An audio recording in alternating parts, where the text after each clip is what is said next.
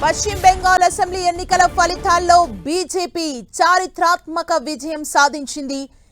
ఏకంగా 206 సీట్లలో విజయ కేతనం ఎగురవేసింది. దీంతో బెంగాల్ తదుపరి సీఎం ఎవరనే దానిపై సర్వత్రా ఆసక్తి నెలకొంది.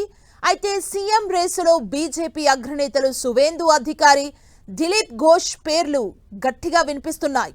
ప్రస్తుత ప్రతిపక్ష నేత సువేందు అధికారి ముఖ్యమంత్రి పదవి రేసులో మొదటి వరుసలో ఉన్నారు. మమతా బెనర్జీని ఆమె సొంత నియోజకవర్గమైన భవానీపూర్లో సవాల్ చేసి గట్టి పోటీ ఇచ్చి విజయం సాధించారు. నందిగ్రామ్లో గతంలో మమతను ఓడించడం, రాష్ట్ర వ్యాప్తంగా కార్యకర్తలపై పట్టు దూకుడుగా ఉండే రాజకీయ శైలి ఆయనకు కలిసొచ్చే అంశాలు. ఎన్నికల ప్రచారంలో హిందూ ఓట్ల ఏకీకరణలో ఆయన కీలక పాత్ర పోషించారు. బీజేపీ రాష్ట్ర మాజీ అధ్యక్షుడు, సీనియర్ నేత దిలీప్ ఘోష్ కూడా ముఖ్యమంత్రి అభ్యర్థిత్వానికి బలమైన పోటీదారుగా ఉన్నారు. ఈ ఎన్నికల్లో ఆయన ఖరగ్పూర్ సదర్ నియోజకవర్గం నుంచి పోటీ చేశారు. ఆర్ఎస్ఎస్ మూలాలుండటం, రాష్ట్ర వ్యాప్తంగా పార్టీని బలోపేతం చేసిన అనుభవం ఆయనకు అండగా ఉన్నాయి. సన్ ఆఫ్ ది సాయిల్ గా ప్రజల్లో ఆయనకున్న గుర్తింపు బీజేపీ అధిష్టానాన్ని ఆలోచింపజేస్తోంది.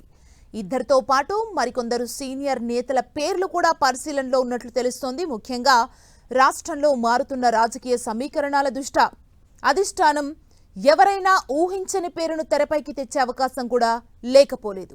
బెంగాల్లో సీఎంగా బీజేపీ కూడా మహిళా నేతకు ఛాన్స్ ఇచ్చే యోచనలో ఉన్నట్లు తెలుస్తోంది. కేంద్ర హోంమంత్రి అమిత్ షా తన ప్రచారంలో పదే పదే బీజేపీ అధికారంలోకి వస్తే బెంగాలీ వ్యక్తినే ముఖ్యమంత్రిగా నియమిస్తానని చమత్కారంగా చెప్పారు.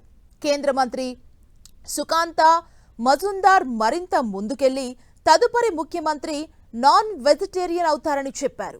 మహిళల భద్రతను ప్రచారంలో ప్రధాన అంశంగా తీసుకున్న బీజేపీ ఒక మహిళను ముఖ్యమంత్రిగా నియమించే అవకాశం ఉంది. ప్రస్తుతం బీజేపీకి మహిళా ముఖ్యమంత్రిగా ఉన్న ఏకైక రాష్ట్రం ఢిల్లీ. మహిళా రిజర్వేషన్ చట్టం చుట్టూ జరిగిన వివాదాల తర్వాత మహిళా అనుకూలతల్ని బలోపేతం చేసేందుకు ఈ అవకాశాన్ని ఉపయోగించుకోవచ్చు.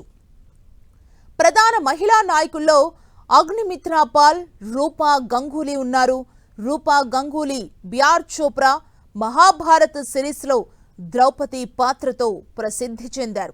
ఇతర ప్రధాన అభ్యర్థుల్లో ప్రతిపక్ష నాయకుడు మమతా ప్రత్యర్థి సువేందు అధికారి, రాష్ట్ర అధ్యక్షుడు సామిక్ భట్టాచార్య, నిశిత్ ప్రామాణిక్, దిలీప్ ఘోష్ ఉన్నారు.